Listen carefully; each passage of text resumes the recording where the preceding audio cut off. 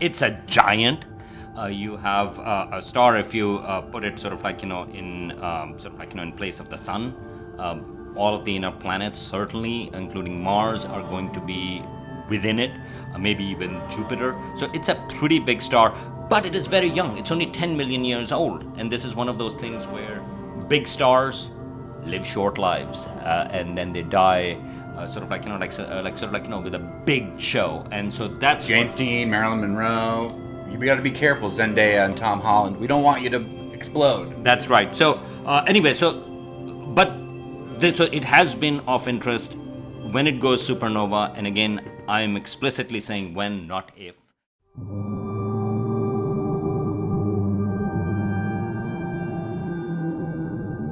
We are at the Amherst kitchen table of former Hampshire astronomer Dr. Salman Hameed. Lots of Hampshire developments last week with Hampshire Next and their $2 million pitch, as well as the idea that a donor will be funding the students to go through the next and final semester of Hampshire College. But now, UMass astronomer Salman Hameed, Mr. Universe, we're here to talk about another star that I was hoping last night would go supernova, because we know it's going to happen sometime between now and like a million years from now, Betelgeuse. No. It should not go supernova during summertime when it is not visible to us. So good. So it has to go supernova if it does, and it has to be visible to us, and that will be sort of like late fall and the winter time.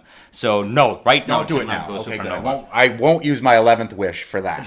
That is correct. So Betelgeuse, we've talked a lot about that. It's a big star, relatively close by. It's around 650 light years away. So when we see it in the wintertime in the constellation Orion, so it is on it's on the shoulder of the Orion, or sort of like for some people it's the armpit, and like Up and to the right of Orion's belt, right?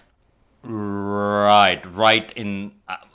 Okay, I'm not going to go into it, but Orion's you are belt looking is- at it. yeah. Anyways, the point is that it is the brightest star in the Orion. It's reddish, orangish color, and it is about 650 light years away. It's a giant. You have a star if you put it sort of like in sort of like in place of the sun. All of the inner planets, certainly, including Mars, are going to be within it, maybe even Jupiter. So it's a pretty big star, but it is very young. It's only 10 million years old, and this is one of those things where big stars live short lives, and then they die. Sort of like with a big show, and so that's James Dean, Marilyn Monroe. You got to be careful, Zendaya and Tom Holland. We don't want you to explode. That's right. So anyway, so it has been of interest when it goes supernova, and again, I'm explicitly saying when, not if. And it can go supernova anytime from tomorrow to the next million years, or less than that, actually, 10,000 years or so. That would be really cool. It will be visible in the daytime as well. This will be one of the most spectacular supernovae.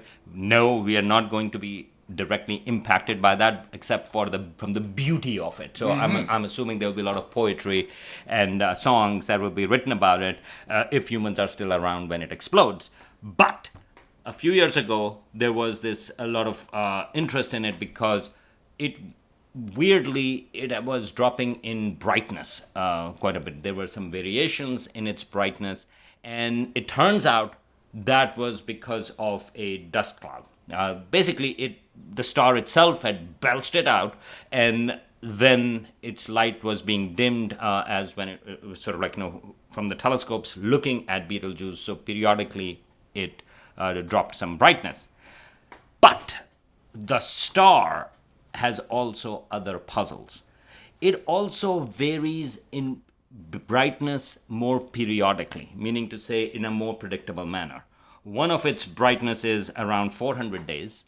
So it just goes through brightening and fainting cycle around 400 days, which is, for a star like this, is explained through its own pulsations. The star goes in size a little bit up and down. A lot of stars do. Betelgeuse also does that. And so that is explained from that. But there was another cycle. There is another cycle, which is on the scale of 6 years. And people have been trying to explain, well, what has caused that? And about 100 years ago, in fact, in 1908, I think the first time it was suggested that maybe it has to do with a companion star. That it's not by itself, but there is another star that is orbiting. And half of the stars in our galaxy and half of the stars in the universe are actually binary stars. So our solar system has only the sun as the big guy. But in half of the other stars, they have another star in that system as well. So that was a prediction, but people have not been able to detect it. And it was still a question. It was a puzzle whether that is the case or not.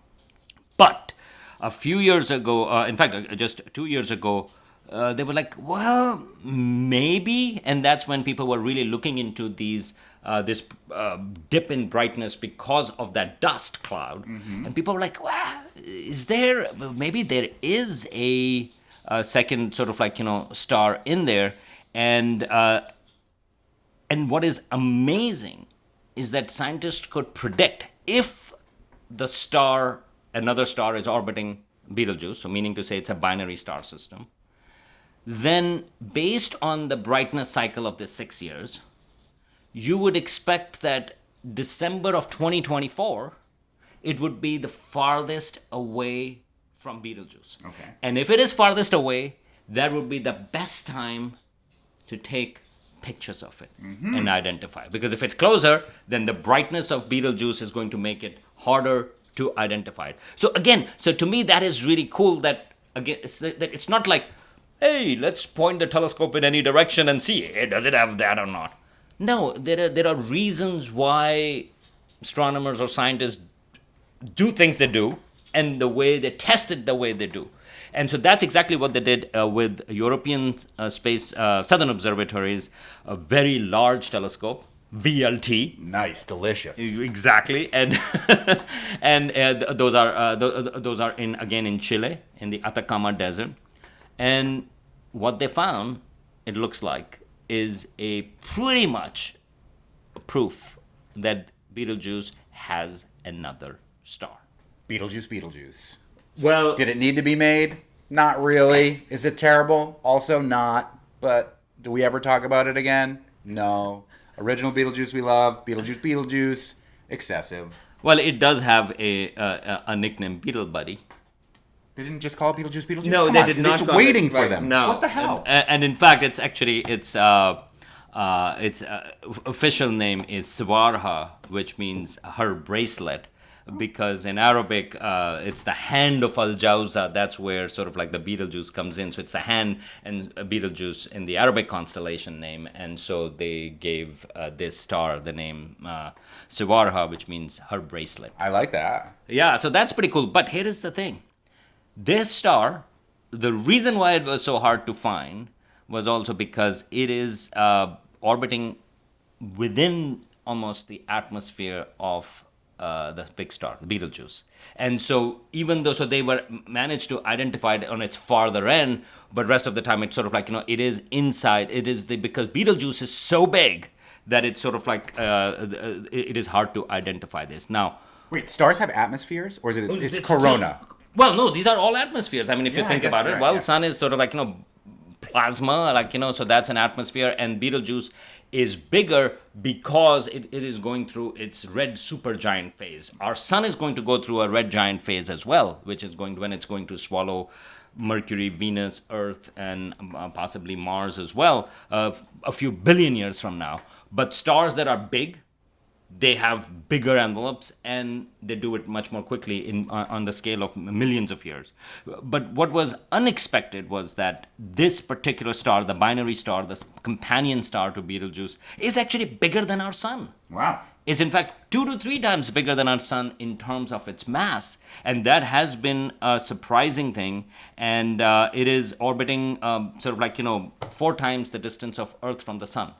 So it is in its sort of atmosphere, or in its sort of because it is a red supergiant, this star is orbiting within it. And astronomers suspect that in the next 10,000 years, it's going to be a part of Betelgeuse proper.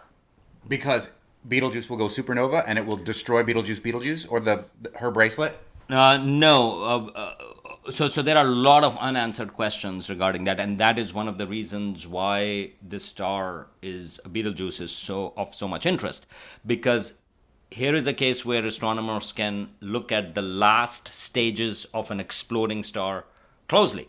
I mean, normally astronomers have looked at supernovae either that have happened in the past, or when they find it today, they find it actually quite far away. In fact, the closest supernova that astronomers have detected since modern telescopes was in 1987, and that was in a satellite galaxy to ours, the Large Magellanic Clouds. And so in our own galaxy, supernovae happen sort of like, once every 100 years or so, but it has to be close by, or it has to be on the side where we can see, and so on and so forth.